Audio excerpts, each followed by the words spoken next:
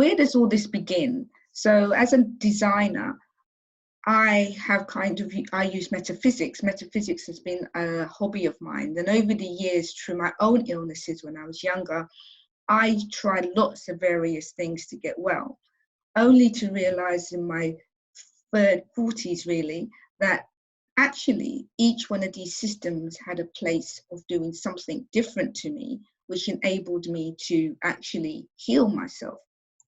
So what we learn is that in the sciences, we have Chinese astrology, which is to do with form, and feng shui and I Ching. In metaphysics, we have the soul, we have Vastu, which is also yoga, meditation, and prayer. In the Mayan culture, we deal with the spirit, the light, the time, the space. Within the Western astrology, we deal with the mental mind, we deal with energy and vibration. And the indigenous people of the planet, all over the planet, they all use geometry. So you will see that this is the theme that we have, Amri and I will be using as a way of reminding you that these items was always with us. We are now just remembering why they were used and what they could be used for. So again, we have the 5 elements which we are made of, which is metal, we have water, wood, fire, earth, air. All these elements are either in our surroundings or a part of how we are put together as a human body. And in regards to that, we have light, which is what the element is, what actually ties everything together, because without our visible spectrum, we will not be able to see or decode what is solid and what is not. So our eyes are very important to how we see our environment. And as they say, as above, as below. One of the buildings that was really, for me as an architect, that symbolized all those elements coming together was Frank Lloyd Wright's Falling Waters, which I had the opportunity to go and see in Pennsylvania.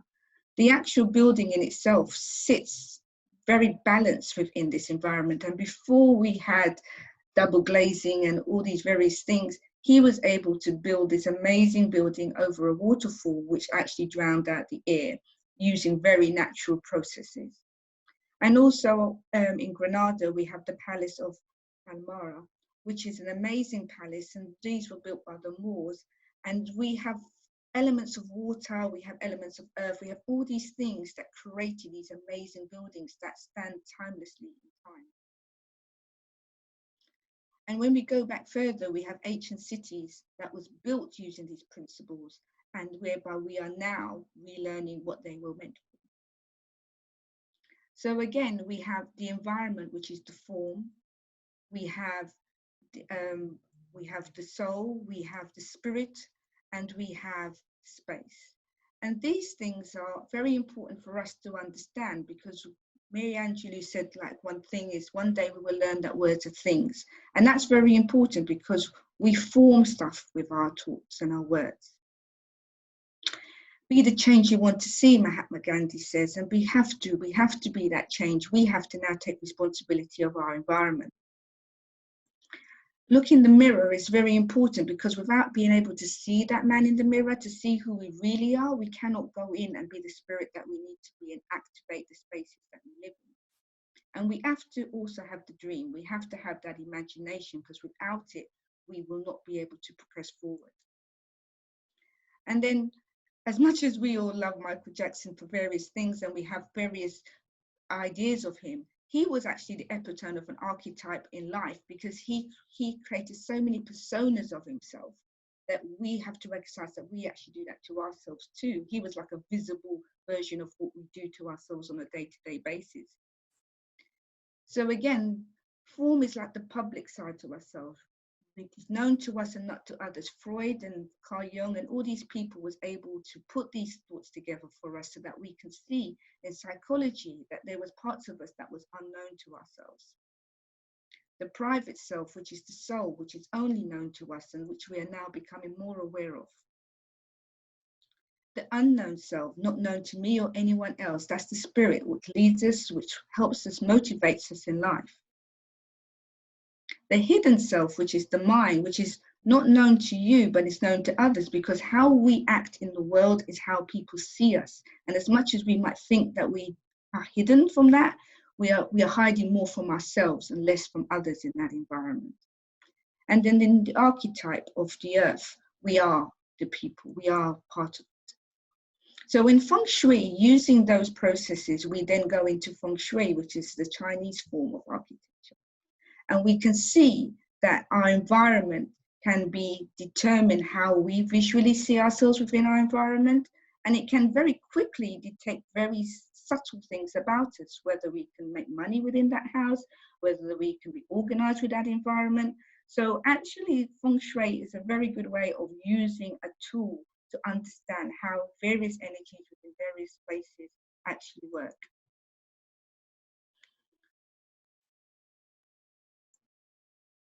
And this is a property that I did in Perivale, where I had a client who was very much open to new concepts and was very unique in the sense that they gutted the whole house. They wanted the house to be completely different, and they transformed their environment 100% into a new way of living. So you could just imagine that their house used to look like the ones next door. It was actually run down because they was renting it for years, and then they decided to move into it. And then that process, using all those elements that I spoke about previously, they was then able to use within their environment. And in this corner here, you will see the Vastu system, which is really the system whereby each space has a reason and a purpose. And by understanding the angles and the rotation of that, the north, south, east, west place of it, you will be able to generate a certain amount of wealth. I had an Asian couple who very much wanted an east-facing door because the east-facing door was a wealth door, and they would determine, no matter what, how the position of their house was, that they needed to create a porch, an entrance on the east side of their property. So these are the things that we are now having to really understand, because energy in our houses are very important.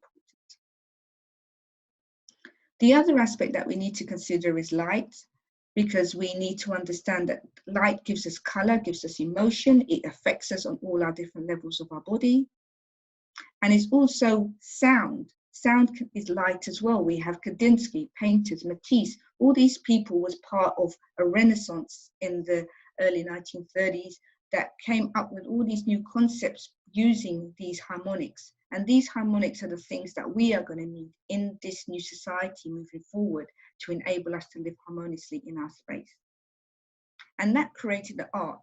The thing that we have learned now is that art is very important to our imagination and how we see ourselves. And without it, by dumbing it down within our school environment, we are less likely to be creative and more susceptible to AI or artificial intelligence, because we will rely on that to do for us what we should be doing for ourselves. Again, within a house, this was a rare extension in Beckenham that I worked on. The client, as you can see, with void of color, it doesn't have any kind of life to it. It's very bland. But when you start adding color and adding interiors, as Anne-Marie will discuss and talk about in the future, you will see that it gives a different ambience, a different feel.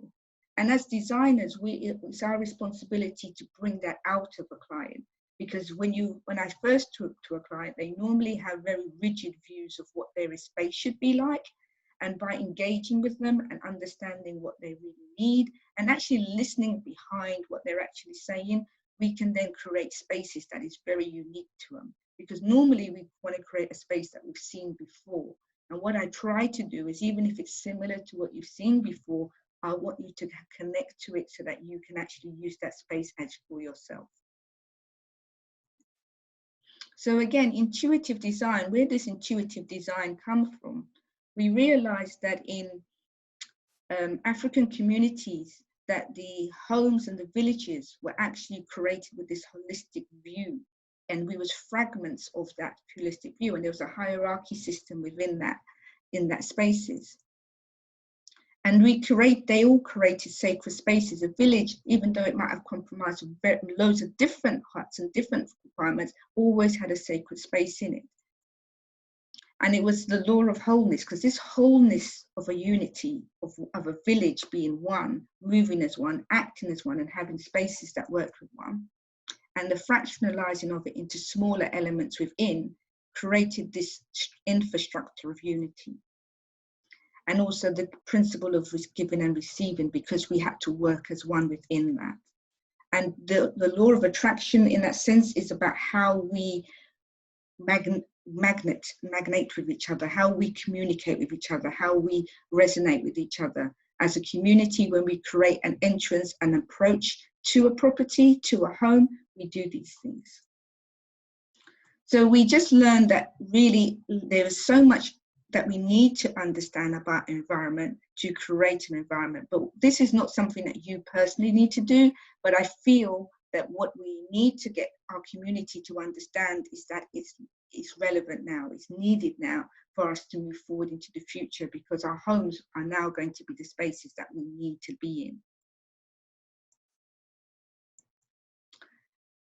I sort of connected this back to Aborigine and Indigenous tribes, because I realized after the past 2 to 3 years I've been learning about biogeometry, that as much as biogeometry has been something that's been interesting to me as a whole, I hadn't even myself connected it to Indigenous tribes, Indigenous people, and to realize that actually geometry has always been used. It's one of the fundamental things that has always been used in our environment. So therefore, what we might see as ugly and barbaric is actually beauty and art, and also a way of expressing oneself. And we have to start looking at these things that in the past we judged very harshly as different.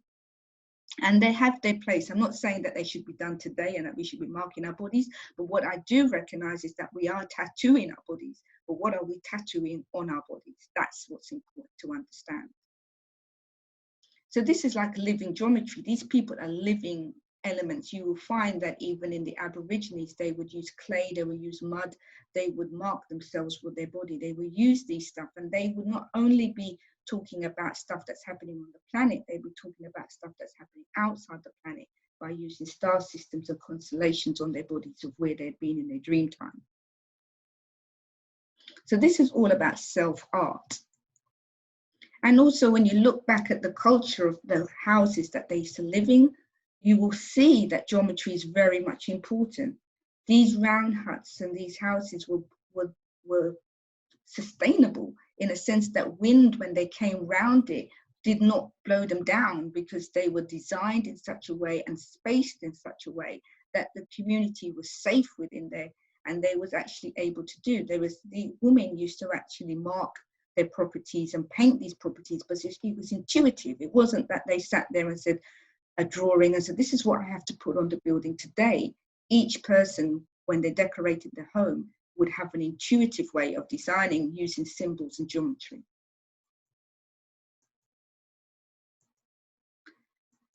So now we kind of really understand that the earth in itself, the seasons are important. We have to understand that we are part of our environment.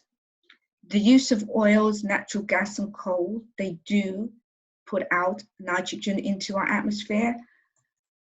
We are now able to use wind, sustainable solar energy, and we're now building green cities. So it's not all doom and gloom. There's a lot of positive stuff happening. There's a lot of people out there that are putting out new stuff for us.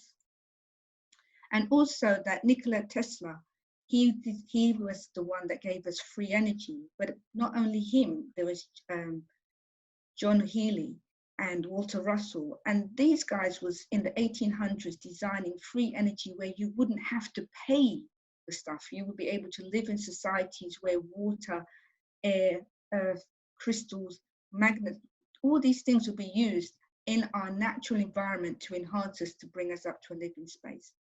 So that's the overview that I wanted to give you on everything. Amri will now break it down to a smaller version of the EMF and electromagnetic field and how it affects you within your home. Amri, just say next when you want me to move, okay? Thank you, Cherry. Yeah, so if you'd like to go to our first slide. Yes. So these are just an overview of what Amri will be talking about.